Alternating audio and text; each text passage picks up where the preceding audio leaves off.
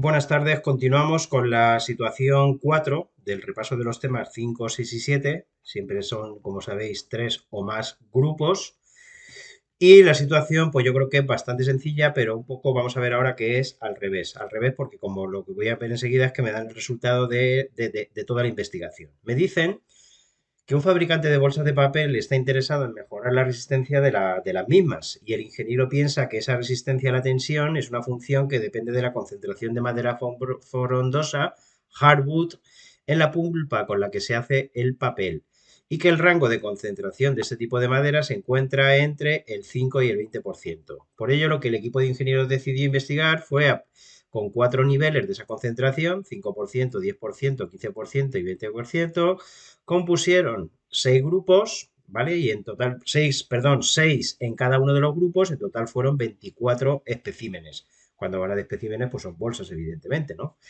Y me dice, como os decía, que el factor concentración fue significativo. Me dice aquí cuál fue el valor que obtuve mediante la tabla NOVA, F320 19.60, me da la media cuadrática del error y me da el valor de la P, que es un valor evidentemente muy pequeño, motivo por el cual es evidentemente significativo, pues con más del 99%, ¿no? Sería con el 0.99999999641. O sea, fijaros que es claramente significativo. Bien, es un diseño, evidentemente, en el cual la empresa, a través del ingeniero o el equipo de ingenieros, pretende evaluar la influencia en la resistencia de las bolsas, que sería la variable dependiente, de la concentración de madera frondosa de hardwood, que sería el factor.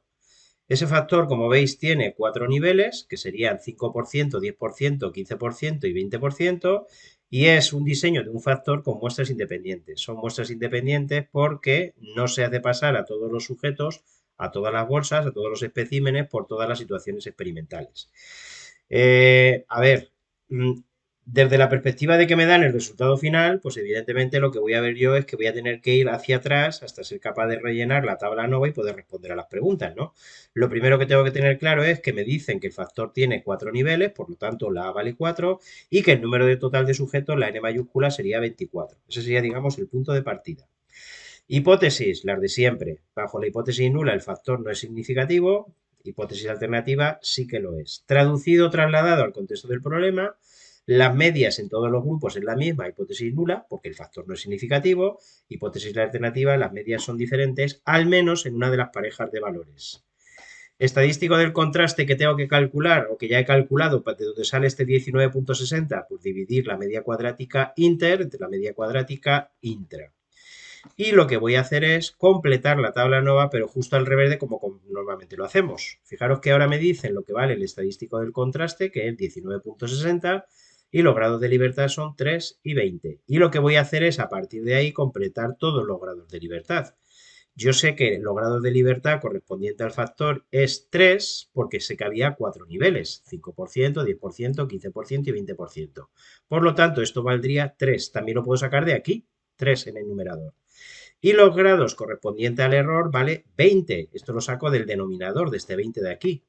Por lo tanto, n-1 lo puedo sacar o bien sumando esta cantidad, que sería 23, o cogiendo los 24 sujetos, las 24 bolsas y restándole 1. Es decir, de una manera bastante fácil, tengo relleno los grados de libertad. Y que no se me olvide que también me dieron la media cuadrática del error, la media cuadrática intra. Tened cuidado que hay veces que le llama intra, veces que se le llama el error. Se le llama el error porque son factores, perdón, son valores que no se pueden achacar al factor. Bien, esa media cuadrática vale 6.51.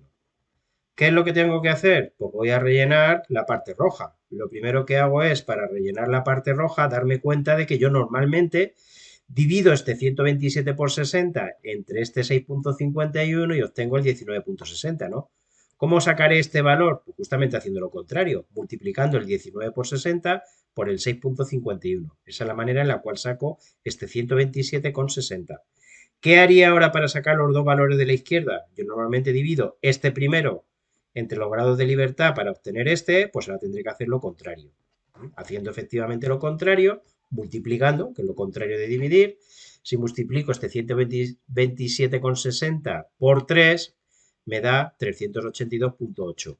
Si multiplico este 6,51 por los grados de libertad, por 20, si multiplico la media cuadrática por los grados de libertad, pues obtengo la suma de cuadrados, en este caso 130,2. Y la suma de cuadrados totales, lo único que hago es sumar la suma de cuadrados del factor, la suma de cuadrados inter, con la suma cuadrática del error, la suma cuadrática intra. Una vez que ya tengo la tabla ANOMA construida, pues voy a ponerme a responder a las diferentes preguntas o interrogantes.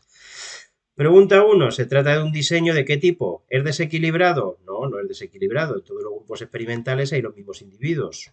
¿Es de efectos aleatorios? No, es de efectos fijos. Es de efectos fijos porque fijaros que el nivel o la cantidad de la concentración en este caso que hay en cada uno de los niveles no es al azar, es perfectamente conocida.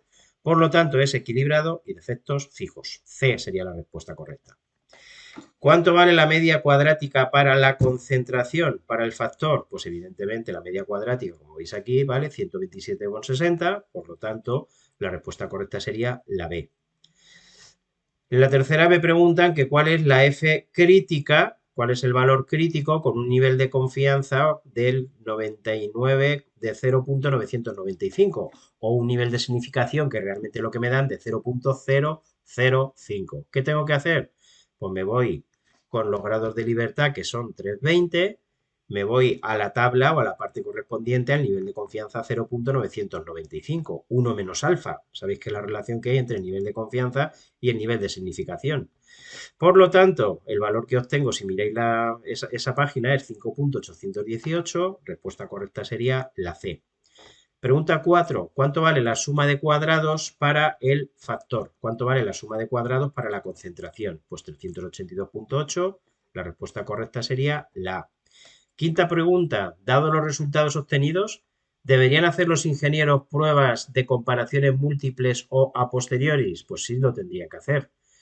¿Por qué lo tendrían que hacer? Pues porque el valor del estadístico 19,60, fijaros que estaría en la parte de la derecha, es decir, en la zona de rechazo de la hipótesis nula y por tanto de aceptación de la hipótesis alternativa. O porque directamente me lo dicen. Me dicen que el resultado ha sido significativo, por consiguiente tiene que haber diferencias entre las medias de al menos dos grupos. Si quiero saber entre cuáles grupos, pues tendría que hacer las comparaciones a posteriori utilizando el coeficiente de Schofield.